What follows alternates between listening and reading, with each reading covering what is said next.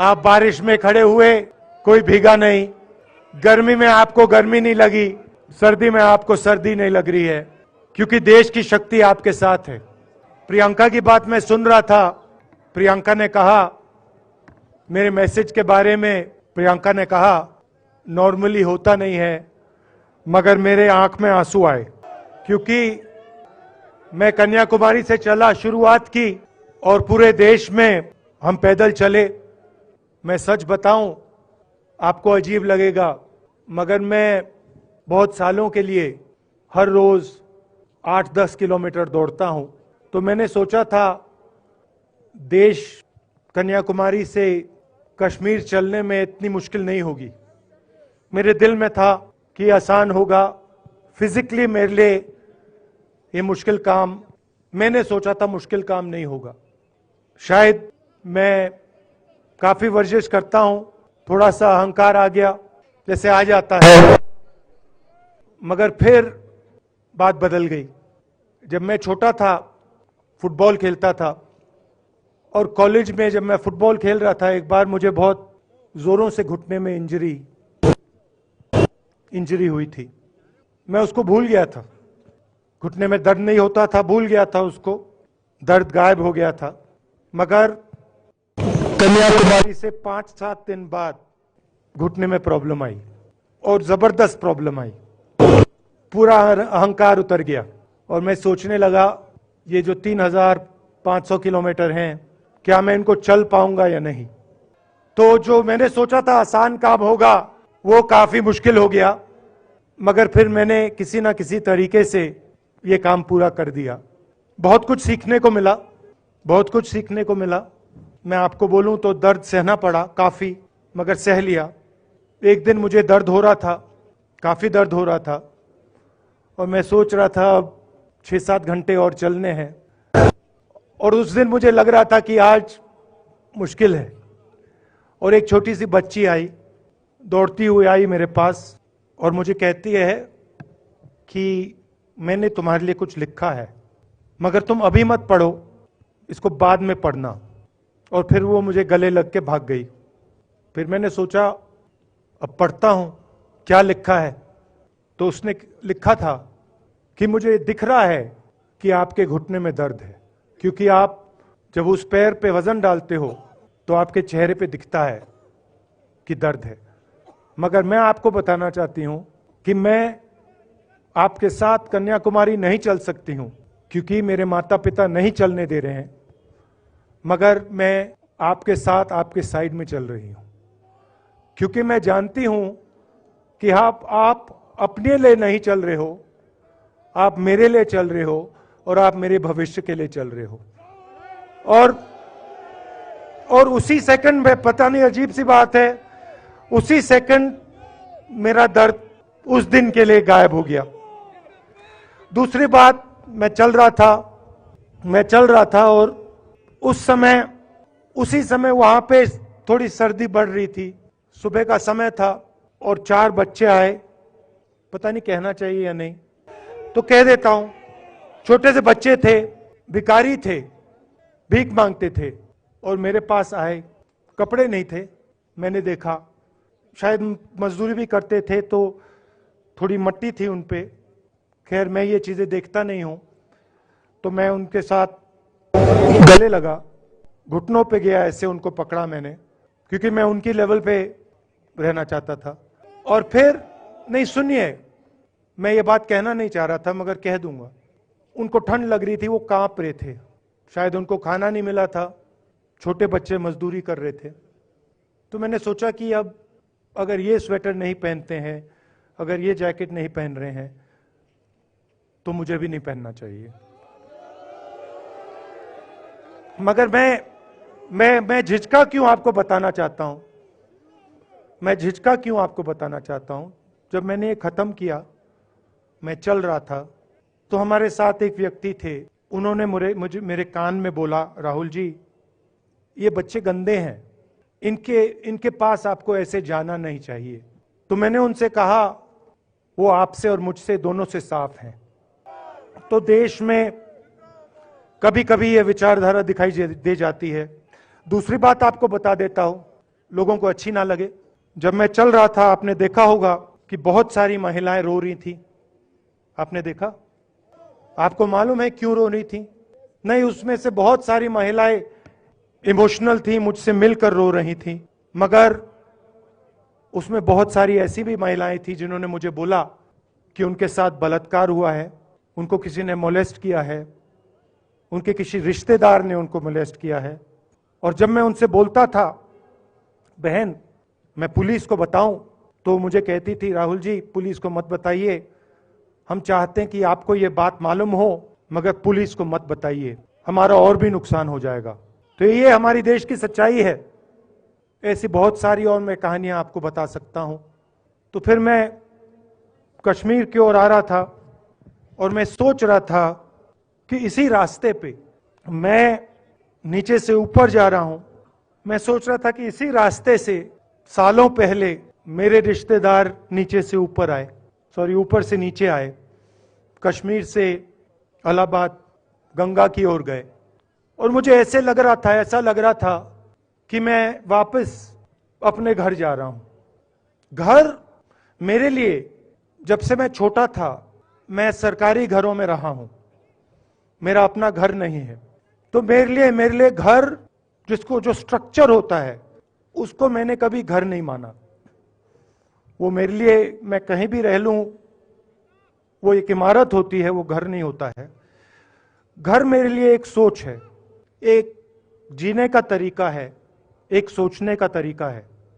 और यहां पे जिस चीज को आप कश्मीरियत कहते हो, उसको मैं अपना घर मानता हूं। अब ये कश्मीरियत है क्या?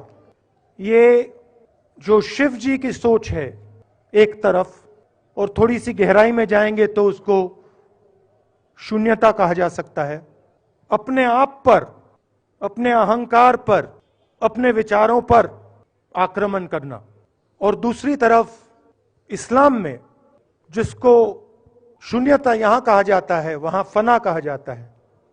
सोच वही है। इस्लाम में फना का मतलब अपने ऊपर आक्रमण, अपनी सोच पर आक्रमण, जो हम अपना किला बना देते हैं कि मैं ये हूं, मेरे पास ये है, मेरे पास ये ज्ञान है, मेरे पास ये घर है, उसी किले पर आक्रमण करना, वही है शून्यता, वही है फना। और इस धरती पे ये दो जो विचारधाराएं हैं, इनका एक बहुत गहरा रिश्ता है, और ये सालों से रिश्ता है, जिसको हम कश्मीरियत कहते हैं। यही सोच बाकी स्टेट्स में भी है। गांधी जी वैष्णव जनतों की बात करते थे, जिसको हम यहां शून्यता, फना कहते हैं, उसको गुजरात में वैष्णव जनतो कहा जाता है। असम में शंकर देव जी ने भी यही बात कही। कर्नाटक से हमारे यहां जो लोग आए हैं, वहां बसवा जी ने यह बात कही। केरल में नारायण गुरु ने ये बात की। महाराष्ट्र ने ज्योतिबा फूले जी ने ये बात की। और यहां इसको हम कश्मीरियत कहते हैं। लोगों को जोड़ना और दूसरों पर आक्रमण नहीं करना, अपने आप पर आक्रमण करना, अपनी कमी देखना। मैंने आपको कहा कि मेरा परिवार कश्मीर से गंगा की ओर गया था। इलाहाबाद संगम के बिल्कुल किनारे वहां पास में हमारा घर है। तो जब यहां से वो वहां गए, उन्होंने कश्मीरियत की जो सोच थी उसको गंगा में डाला था, गंगा में ले गए उस सोच को, और उत्तर प्रदेश में उस सोच को फैलाया था, जिसको उत्तर प्रदेश में गंगा जमुना तहजीब कहा जाता है। तो उन्होंने, मेरे परिवार ने छोटा सा काम, कोई बड़ा काम नहीं किया। जो आपने उनको सिखाया, जो जम्मू कश्मीर के लोगों ने उनको सिखाया, लद्दाख के लोगों ने सिखाया, क्योंकि उसमें बौद्ध धर्म भी है, उनके पास भी वही सोच, शून्यता की सोच उधर भी है। वो उसको ले गए और उस विचारधारा को, सोच को गंगा में उन्होंने रखा। तो मैं ये सोच रहा था, जब यहां आ रहा था, पैदल चल रहा था, और मुझे सिक्योरिटी वालों ने कहा था कि देखिए, आप पूरे हिंदुस्तान में चल सकते हो, जम्मू में भी चल सकते हो, मगर आखिरी जो 4 दिन हैं कश्मीर में, आपको गाड़ी से जाना चाहिए। वेणुगोपाल जी ने मुझे कहा पहले, और जो ऑर्गेनाइज कर रहे थे उन्होंने कहा 3-4 दिन पहले एडमिनिस्ट्रेशन ने कहा कि देखिए, शायद डराने के लिए, कि देखिए अगर आप पैदल चलेंगे तो आपके ऊपर ग्रेनेड फेंका जाएगा। तो मैंने सोचा, नहीं सुनिए, मैंने सोचा कि ऐसे करते हैं, मैं अपने घर वापस जा रहा हूं, 4 दिन पैदल चलूंगा, अपने घर के जो लोग हैं उनके बीच में चलूंगा, और मैंने सोचा कि जो मुझसे नफरत करते हैं उनको क्यों ना मैं एक मौका दूं कि मेरी सफेद शर्ट का रंग बदल दें, लाल कर दें। क्योंकि मेरे परिवार ने मुझे सिखाया है, गांधी जी ने मुझे सिखाया है कि अगर जीना है तो डरे बिना जीना है, नहीं तो जीना नहीं है। तो मैंने मौका दिया, मैंने कहा मैं 4 दिन चलूंगा, बदल दो टी शर्ट का रंग, लाल कर दो, देखी जाएगी। मगर जो मैंने सोचा था वही हुआ। जम्मू कश्मीर के लोगों ने मुझे हैंड ग्रेनेड नहीं दिया, अपने दिल खोलकर प्यार दिया, गले लगे। और मुझे बहुत खुशी हुई कि उन सब ने मुझे अपना माना, और प्यार से बच्चों ने, बुजुर्गों ने आंसुओं से मेरा यहां स्वागत किया। मैं अब जम्मू कश्मीर के लोगों से, और जो यहां हमारे सेना के लोग काम करते हैं, सीआरपीएफ के लोग काम करते हैं, उनको मैं कुछ कहना चाहता हूं। सबको, जम्मू कश्मीर के युवाओं को, बच्चों को, माताओं को, सबको, सीआरपीएफ के, बीएसएफ के, आर्मी के जवानों को, उनके परिवारों को, उनके बच्चों को मैं कहना चाहता हूं, देखिए मैं हिंसा को समझता हूं, मैंने हिंसा सही है, देखी है। जो हिंसा नहीं सहता है, जिसने हिंसा नहीं देखी है, उसे यह बात समझ नहीं आएगी। जैसे मोदी जी हैं, अमित शाह जी हैं, आरएसएस के लोग हैं, उन्होंने हिंसा नहीं देखी है। डरते हैं, नहीं डरते हैं, देखिए डरते हैं। यहां पे हम 4 दिन पैदल चले, मैं आपको गारंटी देके कह सकता हूं कि बीजेपी का कोई नेता ऐसे नहीं चल सकता है।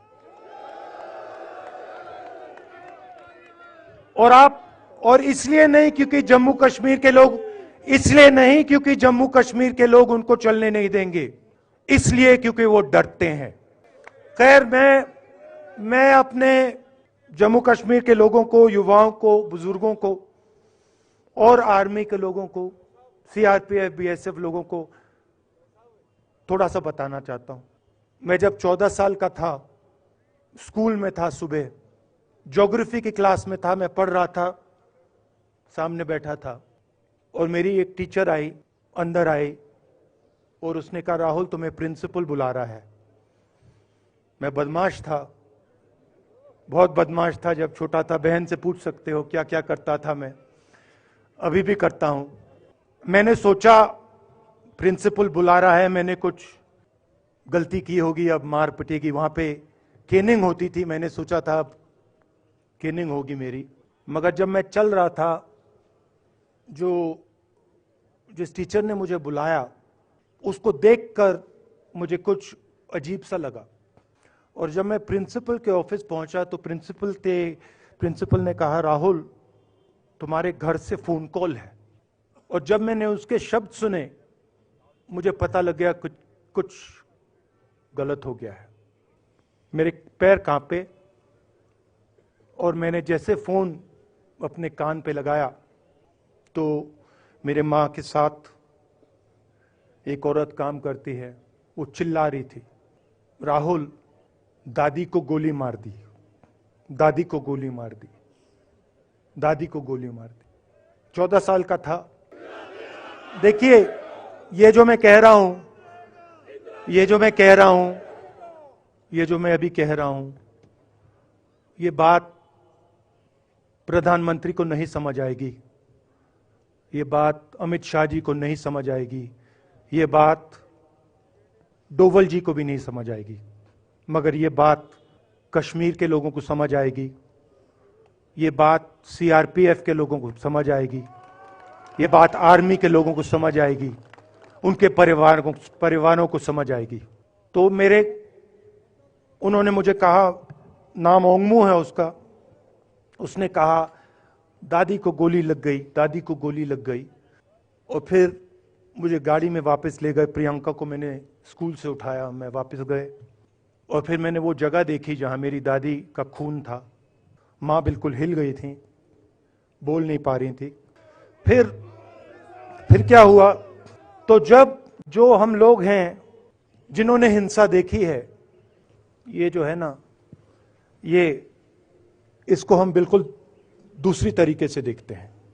ये आप सबके लिए टेलीफोन है, ये हमारे लिए सिर्फ टेलीफोन नहीं है।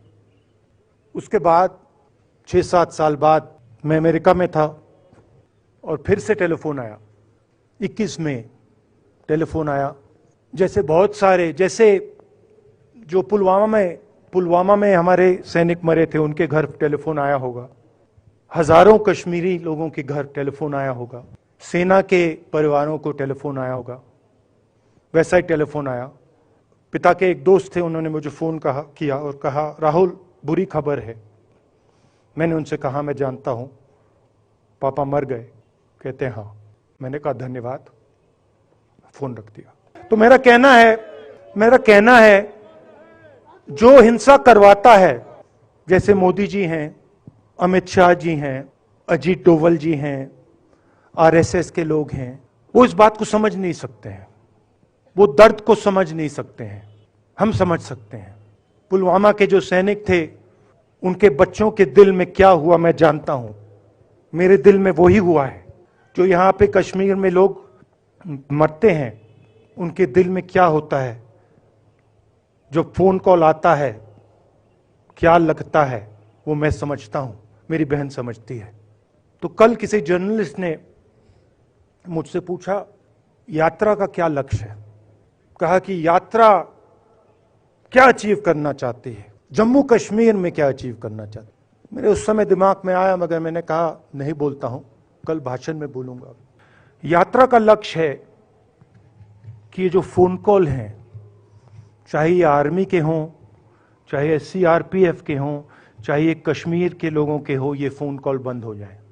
कि ये फोन कॉल किसी बच्चे को, किसी मां को, किसी बेटे को ना लेना पड़े। ये जो फोन कॉल हैं, इनको बंद करने का है। अब देखिए, बीजेपी आरएसएस के लोग आक्रमण किस चीज पे कर रहे हैं। मुझे गाली देते हैं, मैं उनका धन्यवाद करता हूं, क्योंकि मैंने आपको शून्यता की बात की, शिव की बात की, उसको मैं समझता हूं और मैं दिल से उनका धन्यवाद करता हूं कि जितना भी वो मेरे ऊपर प्रेशर डालें, जितनी भी गाली लगाएं, जो भी वो करें, उससे मैं सिर्फ सीखता हूं। तो मैं एक प्रकार से उनका धन्यवाद करता हूं। मगर जो मैंने आपको बात बोली पहले, चाहे वो कश्मीरियत है, चाहे वो वैष्णव जनतो है, चाहे वो शंकर देव जी हैं, बसवा हैं, नारायण गुरु हैं, तिरुवल्लुवर हैं, जो तमिलनाडु के बड़े पोएट हैं, फूले जी हैं, और जो कश्मीरियत हैं, ये इस विचारधारा पे आक्रमण कर रहे हैं। और ये जो विचारधाराएं हैं, ये इस देश की नींव है, इस देश की फाउंडेशन है। और आपने जो किया, जो यात्रियों ने किया, हम सब ने किया, इस विचारधारा की रक्षा के लिए किया है। मैंने ये काम अपने लिए नहीं किया, मैं ऐसा काम अपने लिए कभी कर ही नहीं सकता हूं। मैंने ये काम हमारे कांग्रेसी मित्रों को ये अच्छा ना लगे, मगर मैंने ये काम कांग्रेस पार्टी के लिए भी नहीं किया है। मैंने ये काम, और हम सब ने ये काम हिंदुस्तान की जनता के लिए किया है। और हमारी कोशिश है कि जो विचारधारा इस देश की नींव को तोड़ने की कोशिश कर रही है, जो विचारधारा इस देश की नींव को तोड़ने की कोशिश कर रही है, उसके खिलाफ हम खड़े हों, मिलकर खड़े हों, नफरत से नहीं क्योंकि वो हमारा तरीका नहीं है। मोहब्बत से खड़े हों। मैं जानता हूं कि अगर हम मोहब्बत से खड़े होंगे, प्यार से बात रखेंगे, तो हमें सफलता मिलेगी। और उनकी जो विचारधारा है, उसको हम सिर्फ हराएंगे नहीं, मगर उस विचारधारा को हम उनके दिलों से निकाल देंगे। तो आपने, देश की जनता ने हमारा समर्थन किया। हमारी कोशिश है कि हमें, बीजेपी ने एक जीने का तरीका, राजनीतिक तरीका दिखाया है। हमारी कोशिश है कि हम एक और तरीका, जो हिंदुस्तान का तरीका है, मोहब्बत का तरीका है, वो हम देश को दिखाएं। हम देश को याद दिलाएं कि हिंदुस्तान मोहब्बत का देश है, इज्जत का देश है, भाईचारे का देश। तो हमने जो कहा था, छोटा सा कदम लिया है, बड़ा कदम नहीं है। नफरत के